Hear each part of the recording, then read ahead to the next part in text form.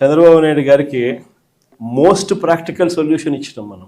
అయ్యా చంద్రబాబు గారు, రాష్ట్రానికి ఇప్పుడే కాదు, మీరు చేస్తూ ఉన్న చర్యలతో రాష్ట్రానికి ఎప్పటికీ క్యాపిటల్ లేకుండా చేస్తూ ఉన్నారు. అలా చేయడం వల్ల రాష్ట్రానికి అసలు క్యాపిటల్ అనేది ఉండదు మీ వల్ల. దయచేసి ఇది మానుకోండి. అమరావతి అని చెప్పి నువ్వు రైతులను మోసం చేస్తూ ఉండవు, అమరావతి అని చెప్పి నువ్వు ప్రజలను మోసం చేస్తూ ఉండవు. ఆ అమరావతిలో రోడ్లు వేయడానికే, కరెంట్ వేయడానికే, డ్రైనేజ్ వ్యవస్థ నెలకొల్పడానికే, నీళ్ళు ఇవ్వడానికే, ఇలాంటి బేసిక్ వసతులు కల్పించడం కోసమే నువ్వంతటి నువ్వే ఎకరాకు 2 కోట్లు ఖర్చు అవుతుంది అని చెప్పి నువ్వంతటి నువ్వే సెంట్రల్ గవర్నమెంట్కు డిపిఆర్లు ఇచ్చినావు, నువ్వంతకు నువ్వే బ్యాంకులకు డిపిఆర్లు ఇచ్చినావు. ఈ లెక్కన 50,000 ఎకరాలకే 1,00,000 కోట్లకే దిక్కు లేదనుకుంటే మరో 50,000 ఎకరాలని చెప్పి నువ్వు మళ్ళా వచ్చి మళ్ళా తీసుకుంటూ 1,00,000 ఎకరాల అమరావతి అని చెప్తూ ఆ 1,00,000 ఎకరాలకు 2,00,000 కోట్లు తేవాలి అని అంటే ఆ 2,00,000 కోట్లతో నువ్వు నిరంతరం రోడ్లు వేస్తూనే ఉంటావు, నువ్వు నిరంతరం కరెంట్ ఇచ్చే కార్యక్రమమే జరుగుతూ ఉంటుంది, నువ్వు నిరంతరం డ్రైనేజ్ పనులే చేస్తూ ఉంటావు, నువ్వు నిరంతరం నీళ్ళు ఇచ్చేదాని కోసమే నువ్వు అవస్థ పడతా ఉంటే ఇక రాజధాని ఎప్పుడు వస్తుంది? ఎన్ని దశాబ్దాలు పడుతుంది? ఇప్పటికే 12 ఏళ్ళు అయిపోయింది 2014 నుంచి ఇప్పటికే దిక్కు దివానం లేదు. ఇంకా ఎన్ని దశాబ్దాలు పడుతుందో తెలియదు. డబ్బంతా రోడ్లకే ఖర్చు అవుతుంది, డబ్బంతా కరెంట్ వేయడానికి ఖర్చు అవుతుంది, డబ్బంతా డ్రైనేజీలు పెట్టడానికే ఖర్చు అవుతుంది. ఇంకా ఎన్ని దశాబ్దాలు పడుతుందో. ఆ దశాబ్దాల కాలంలో ఈ 2,00,000 కోట్ల విలువ పూర్తి చేయడానికి 4 లక్షలు అవుతుందో 10 లక్షల కోట్లు అవుతుందో. చివరికి 12 ఏళ్ళ తర్వాత కూడా ఈ పొద్దు రాష్ట్రానికి రాజధాని లేదు. ఇంకా 20 ఏళ్ళ తర్వాత కూడా మన పరిస్థితి ఏమిటి అంటే అప్పుడు కూడా రాష్ట్రానికి రాజధాని కనిపించదయ్యా. అయ్యా చంద్రబాబు, ఇది మానుకో. ఆ 2 లక్షల కోట్లలో 10% పెడితే చాలు, 10% పెడితే చాలు. మేము ఇంతకుముందు మంచి ఆలోచన చెప్పినా నేను నీకు. ఇంతకుముందు ప్లాన్ ఏ కింద రాష్ట్రంలో అన్నిటికన్నా పెద్ద సిటీ విశాఖపట్నం, దాంట్లో పెడితే అసలు ఎటువంటి ఖర్చు అవసరం లేదు. కర్నూలులో న్యాయ రాజధాని కింద అప్పట్లో కర్నూలుకు మనం మాట ఇచ్చినాము, అది నెరవేరుస్తూ అక్కడ న్యాయ రాజధాని పెడుతూ ఇక్కడే అమరావతిలో లెజిస్లేటివ్ శాసన రాజధానిని కూడా తీసుకొస్తే బాగుంటుందయ్యా అని చెప్తే నానా యాగి చేసి రాజకీయాలు చేసి అది వద్దు అన్నారు. సరే పోనీ, అది వద్దు.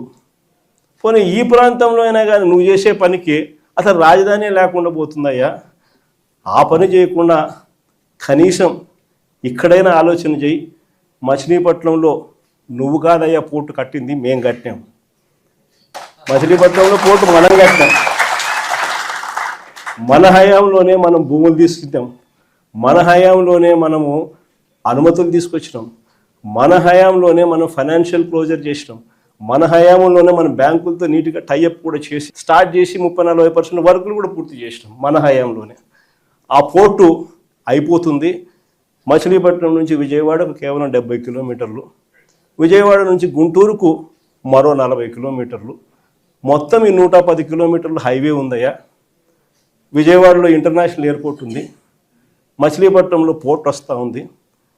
ఈ హైవేకి అటు ఇటుగా ఎక్కడ నువ్వు ఆ బిల్డింగులు ఇక్కడ కడితే దీన్నే మచిలీపట్నంలో నుంచి మా, విజయవాడలో నుంచి విఐ, గుంటూరులో నుంచి గన్ను,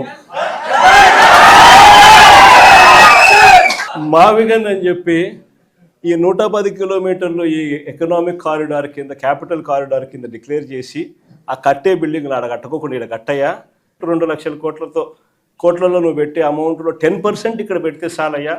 ఆ రోడ్ల కనెక్టివిటీని కొంచెం ఇంప్రూవ్ చేస్తే చాలు, బ్రహ్మాండమైన రాజధాని ఇక్కడే తయారవుతుంది. డే 1 నుంచే రాజధాని వస్తుంది, ఒక గ్రోత్ ఇంజిన్ తయారవుతుంది. కనీసం 20 ఏళ్ళ తర్వాత అయినా మన పిల్లలు ఉద్యోగాల కోసం ఎక్కడికెక్కడికో పోవాల్సిన అవసరం లేకుండా మా మావిగంలోనే ఉద్యోగాలు దొరుకుతాయ్యా అని చిలకకి చెప్పినట్టు చెప్పినా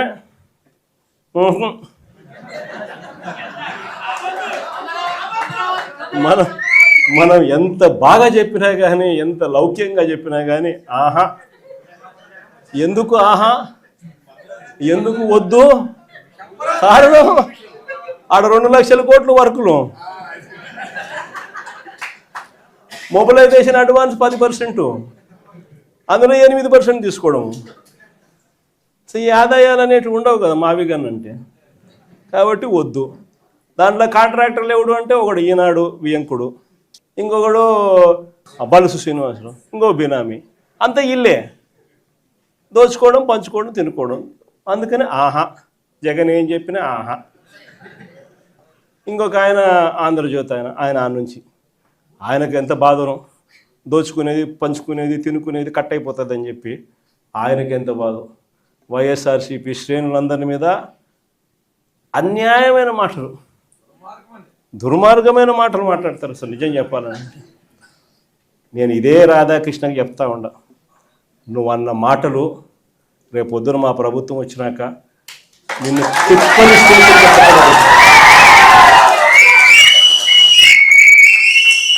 వైఎస్ఆర్సీపీ శ్రేణులను, వైఎస్ఆర్సీపీ కార్యకర్తల భార్యలంటే నీకు అంత అలుసుగా కనిపిస్తుందా రాధాకృష్ణ అని చెప్పి నేను చెప్తాను. ఎవరికైనా వాళ్ళకైనా భార్యలు ఉంటారు, వారి భార్యలను ఉద్దేశించి మనలో ఎవరైనా కానీ మనమైనా కూడా అలా మాట్లాడితే వాళ్ళకి నచ్చుతుందా? ఎవరికి నచ్చదు. నచ్చినప్పుడు అలాంటి మాటలు మాట్లాడేదానికి కనీసం అలాంటి మాటలు మాట్లాడినప్పుడు తప్పు అని చెప్పి కనీసం ఈ నాయకులన్నా చెప్పాలి కదా. ఈ చంద్రబాబు నాయుడు చెప్పడు, ఈ లోకేష్ చెప్పడు, ఇలా దత్తపుత్రుడు చెప్పడు. ఎంత సిగ్గు లేకోకుండా ఆ రాధాకృష్ణ తప్పుడు మాట్లాడితే ఆ తప్పుడు మాటలకు సమర్థిస్తారు వీళ్ళంతా. ఈ స్థాయికి రాజకీయాలు దిగజారిపోతే రేపు పొద్దున ఈరోజు సోషల్ మీడియాలో ఎప్పుడెప్పుడో కమెంట్లు పెట్టినవి అన్నీ తీసుకొని వచ్చి పిల్లలందరినీ తీసుకొని వచ్చి స్టేషన్ల చుట్టూ తిప్పుతున్నారు, జైళ్ళల్లో పెడతా ఉన్నారు, కోట్ల చుట్టూ తిప్పుతూ ఉన్నారు, కొడుతున్నారు. ఇదే రేపొద్దున ఆంధ్రజ్యోతి రాధాకృష్ణ కూడా రేపొద్దున ఇదే జరుగుతుందని ఖచ్చితంగా చెప్తాము.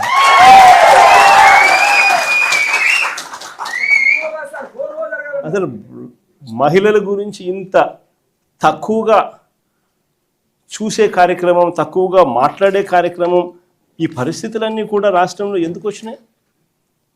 ఆశ్చర్యం కలిగించే విషయం, ఇంతకుముందు ఎప్పుడు జరగల.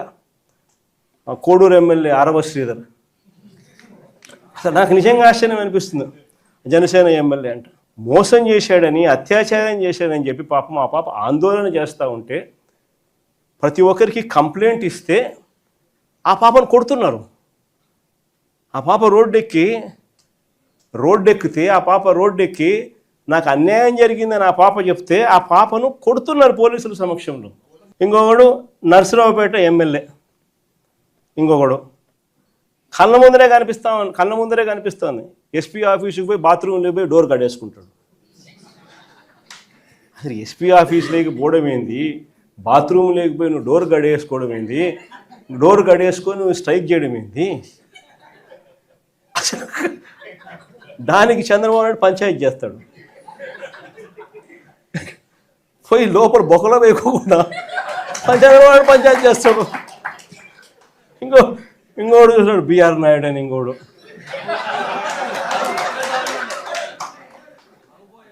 ఆయన ఏం చేస్తూ ఉన్నాడో మనందరం చూస్తూనే ఉన్నాం.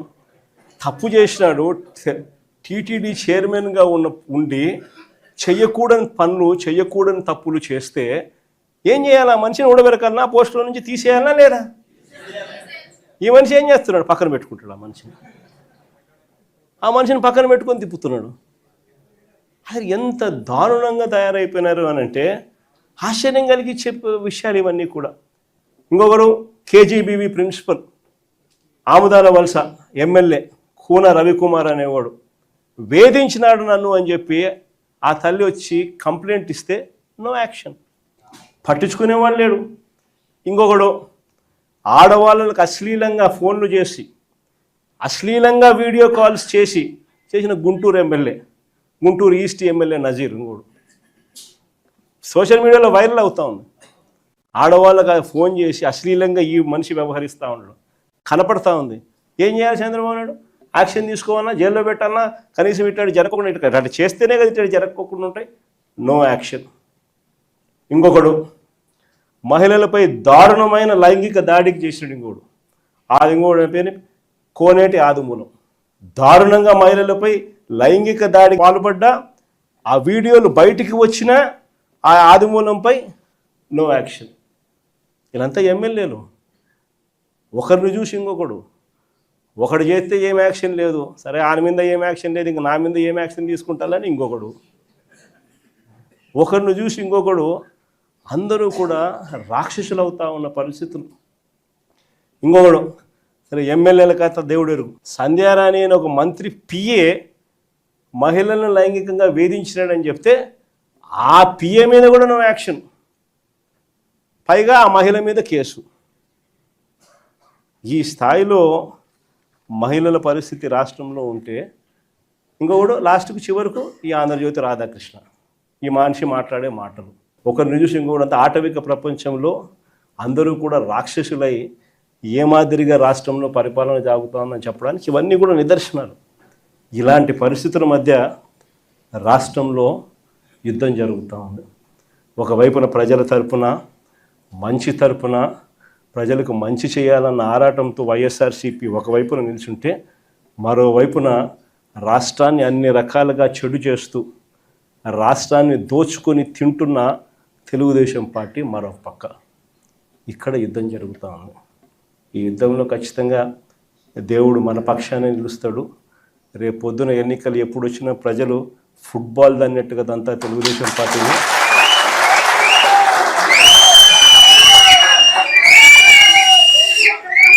సింగిల్ డిజిట్లు కూడా చంద్రబాబు నాయుడుకి రాకుండా ఉండే పరిస్థితి కూడా అతి త్వరలోనే